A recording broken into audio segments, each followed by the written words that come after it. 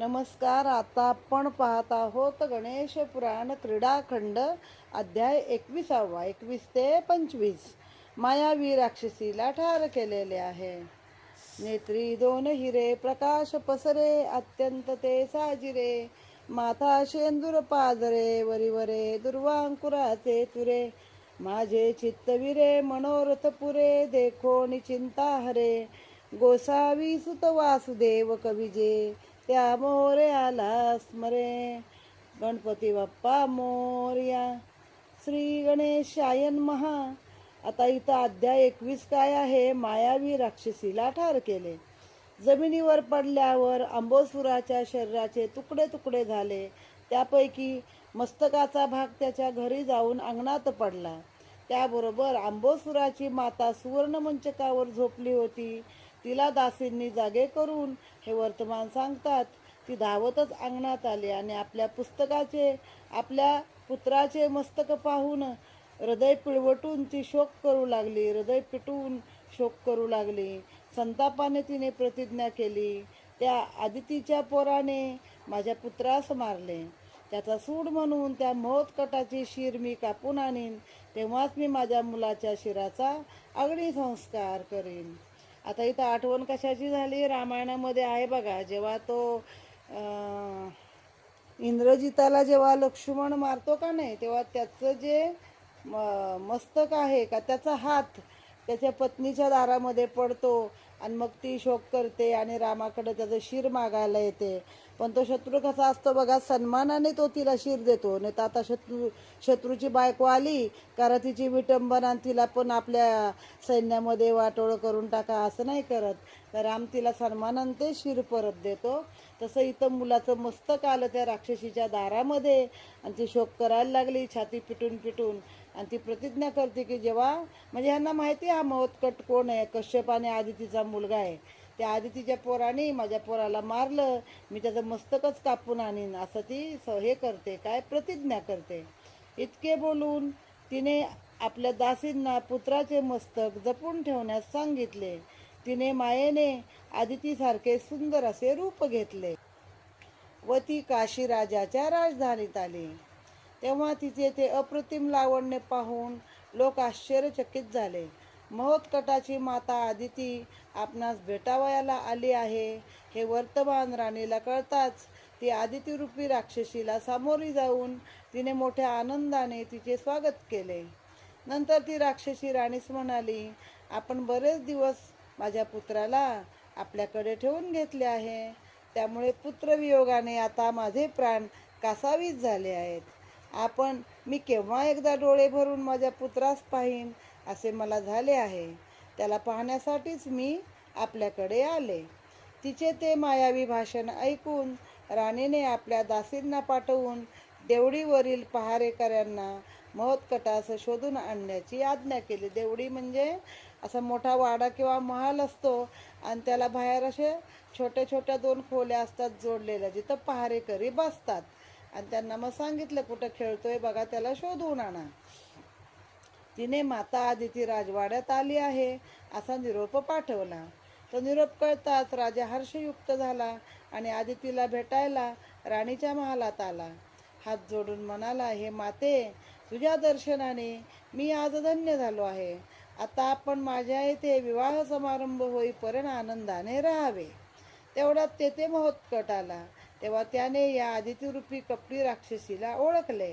तो तिला म्हणाला, आई, तू माझ्यासाठी काय खाऊ आणला आहेस बरं, तो मला दे.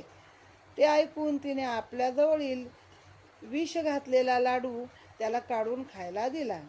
त्याने तो चटकन खाऊन टाकला आणि दुसऱ्यासाठी हट्ट करू लागला. तेव्हा तिने आणखीन एक लाडू दिला. आता तो पण खाल्ला. नंतर तिसरा लाडू मागण्यास हात पुढे केला. तेव्हा राक्षसीकडचे लाडू संपले आहेत असे पाहून राणी म्हणाली, हे देवमाते, तुझ्या पुत्राला खूप भूक लागलेली आहे व तू पण दमून भागून आली आहेस. तर तुम्ही दोघी माता आणि पुत्र आता भोजनाला चलावे.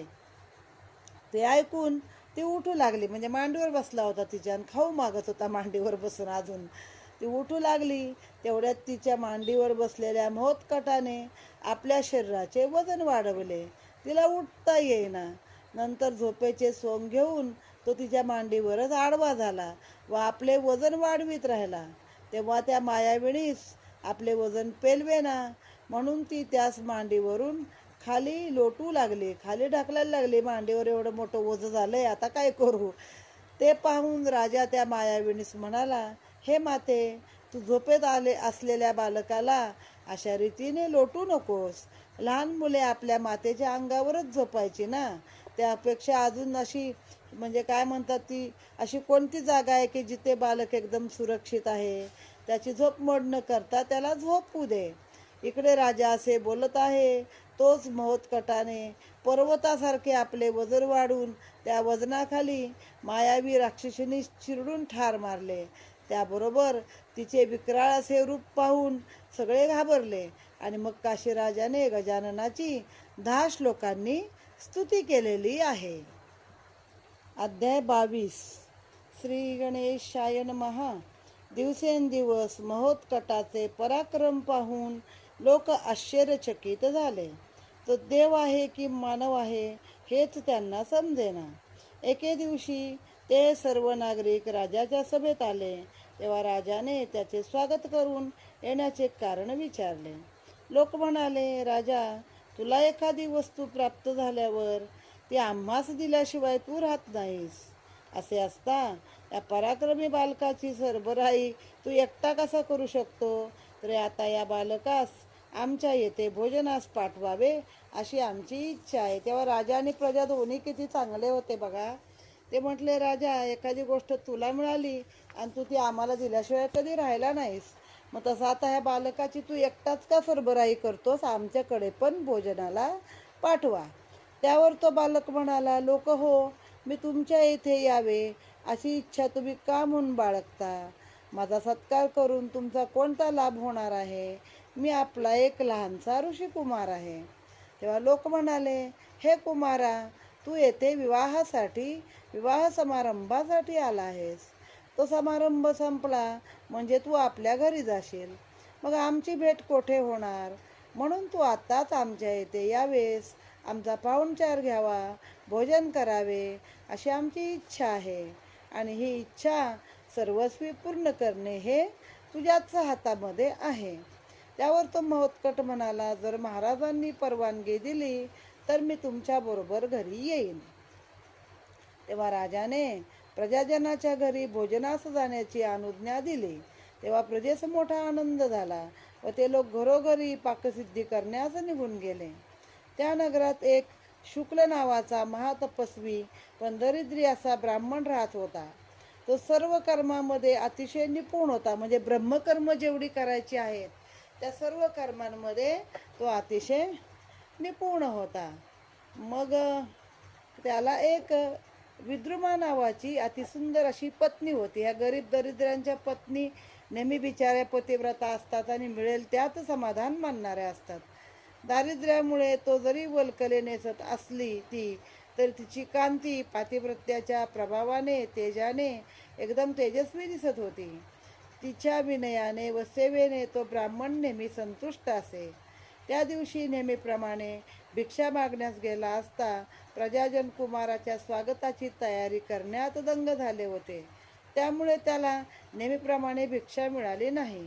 जी काय थोडीफार मिळाली तो घरी घेऊन आला आणि पत्नीस म्हणाला, आज घरोघरी तो बालरूपधारी विनायक भोजनास येणार आहे.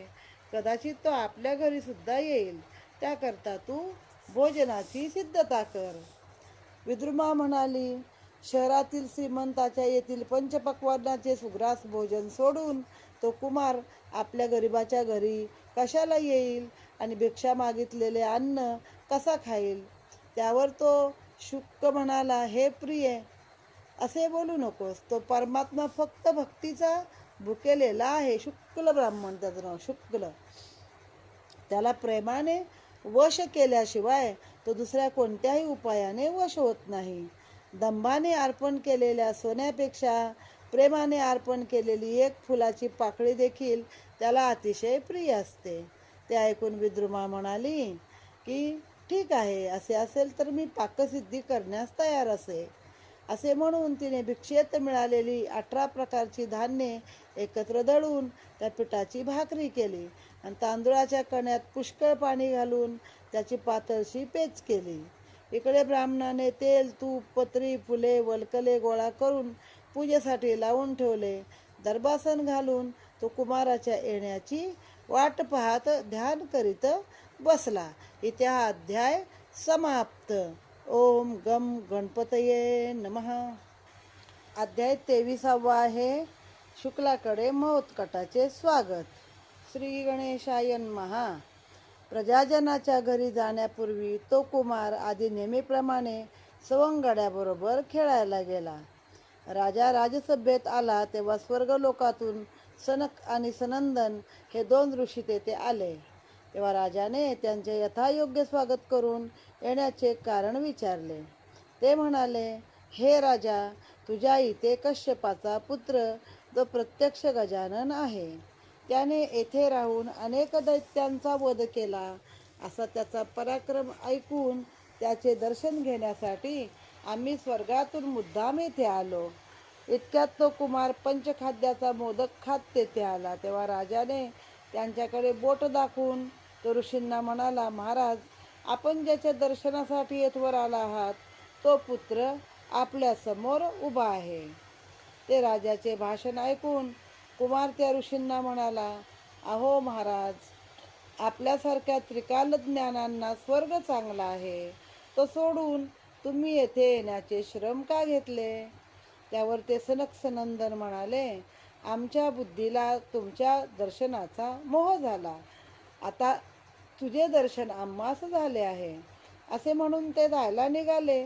तेव्हा राजाने भोजन करण्याचा आग्रह केला, परंतु आपण परान्न ग्रहण करत नाही असे सांगून ते गंगेवर स्नानाला गेले. त्यानंतर तो कुमार गंगेवर स्नानास गेला व तेथून तो शुक्ल ब्राह्मणाकडे जेवायला आला.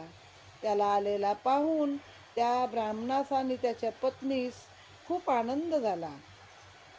त्यांच्या डोळ्यातून आनंद अश्रू वाहू लागले. त्यास आलिंगन देऊन तो म्हणाला, गरिबाकडचं भोजन करण्यास तू येथे आला आहेस, ते पाहून मी खूप धन्य धन्य झालो आहे. असे म्हणून त्याने मोठ्या आदराने त्याला चौरंगावर नेऊन बसविले आणि विद्रुमाने तयार केलेली भाकरी आणि पेज त्याला जेवायला वाढले. ते अन्न महोत्कटाने मोठ्या आनंदाने बुरके मारीत खाऊ लागला. आणि इकडे इतर प्रजाजनांनी आपल्या घरी पंचपक्वान्नाचा थाट करून ते कुमाराची वाट पाहत बसले. पण बराच वेळ झाला तरी तो कोणाच्याच घरी दिसेना. तेव्हा ते एकमेकाच्या घरी शोध घेऊ लागले की हा कोणाकडे गेलाय. तेव्हा त्यांना शुक्ल ब्राह्मणाच्या घरी जेवत आहे असे कळले. जेवण झाल्यावर संतुष्ट होऊन तो म्हणाला, आज मी तुझ्या इथे तृप्त झालो आहे, तर तुला हवा तो इच्छित असा वर माग. त्यावरती शुक्ल म्हणाला, देवा, माझ्या घरची मीठ भाकर खाऊन तू संतुष्ट झालास, यातच मला सर्व काही मिळाले. तथापि मला जर काही द्यावयाचे असेल तर माझी तुझ्यावर अखंड दृढ भक्ती राहो, एवढाच एक वर मला दे आणि या संसारातून मुक्तता दे. तेव्हा महोत्कटाने तथाच तू म्हटले. तेव्हा त्या ब्राह्मणाचे घर सोन्या रूपाने गडगंज भरले. मग त्याने काय मागितलं नाही तरी न मागता त्याने दिलं. चला आता ह्याला फक्त माझी भक्तीच पाहिजे ना, कर बाबा भक्ती, असं काही केलं नाही. आता जेव्हा सुदामा कृष्णाला भेटायला गेला, कृष्णाने सगळी परीक्षा पण बघितली आधी आणि नंतर त्याला फार एक राज्य दिलेलं आहे. तशीच इथंही परिस्थिती आहे. इथे हा अध्याय समाप्त. ओम गम गणपतये नमः. अध्याय 24 आहे. सनक सनंदन यांना दशभुजा गणेशाचे दर्शन. प्रजानन पाकसिद्धी करून कुमाराची वाट पाहत बसले, पण तो कोणाकडेच न जाता शुक्ल ब्राह्मणाकडे जेवून कोणास नकळत राजवाड्यात येऊन निजला. हे वर्तमान लोकांना कळताच ते सर्व राजवाड्यात आले आणि त्यास जेवायचा आग्रह करू लागले. तेव्हा त्याने आपले पोटभर जेवण झाले असल्याचे सांगितले. पण सर्व भक्त मंडळी तेथेच थांबली व म्हणाली, जोपर्यंत तू आमच्या येथे भोजनास येत नाहीस तोपर्यंत आम्ही येथून हलणार नाही. मग लोकांचे ते प्रेम पाहून सर्वांच्या घरी तेवढी तेवढी रूपे घेऊन त्याची इच्छा पूर्ण करावयास तो गेला. इकडे सनकसनंदन स्नान करून एखाद्या ब्राह्मणाच्या घरी येऊन भोजन करावे म्हणून एका ब्राह्मणाच्या घरी आले. तर त्यांना तेथे गजानन जेवत आहे असे दिसले. तेव्हा ते दुसऱ्या घरी गेले. तेथेही तेच दृश्य दिसले. तिसऱ्या घरी तेच दृश्य. असे करता करता ते गावातील सर्व ब्राह्मणांच्या आणि प्रजाजनाच्या घरी गेले, पण सर्वांकडे त्यांना तेच दृश्य दिसले. मग ते दुसऱ्या गावात गेले. तेथे गजाननाची 10 हात धारण केलेली, सिंहावर आरूढ झालेली, किरीट कुंडलेधारी, कोटी सूर्याप्रमाणे तेजस्वी असलेली, सर्वांग सुंदर अशी मूर्ती त्यांना सर्वत्र दिसू लागली. तेव्हा गजाननाचे सर्वज्ञ स्वरूप ओळखून त्यांचा गर्व नाहीसा झाला. परान्न घेत नाही म्हणले होते ना, आता तो गजानन सगळीकडे जेवतोय तर ह्यांचं काय. आणि मग ते नम्रतेने त्याची स्तुती करू लागले. इथे हा अध्याय समाप्त. ओम गम गणपतये नमः. याच्या पुढे अध्याय 25 आहे. छोटासाच एकच प्यारा आहे. गणेश कोणावर प्रसन्न होतो. मग सनक सनंदन यांनी केलेल्या स्तुतीने गजानन संतुष्ट झाला. त्याने दोघांना वर दिले. तेव्हा त्यांनी गजाननाची एक सुंदर अशी मूर्ती तयार केली व एक भव्य देवालय बांधून त्या देवालयात गजाननाची स्थापना केली. त्या मंदिराजवळ एक पाण्याचे कुंड तयार करून त्यास गणेश कुंड असे नाव दिले आहे. व्यासांनी ही कथा ऐकून ब्रह्मदेवास प्रश्न केला. गावातील लोकांच्या घरी भोजनास न जाता शुक्ल ब्राह्मणाच्याच घरी गजानन आधी जेवण्यास का गेला? त्यास अपार संपत्ती का दिली? याचे कारण मला सांगावे. त्यावर ब्रह्मदेव म्हणाले, याचे मुख्य कारण म्हणजे शुक्ल ब्राह्मणाची अनन्य भक्ती. पूर्वी एका व्याधाने गजाननाला एक शमीचे पान अर्पण केले. तेवढ्याने गजानन प्रसन्न होऊन त्याने त्या व्याधाला मुक्ती दिली. ती आता रूपक कथा मी तुला सांगतो, ती ऐक. इथे हा अध्याय समाप्त झाला आहे. ओम गम गणपतये नमः. एकूण अध्याय 21 ते 25 आपण इथे पाहिलेले आहेत.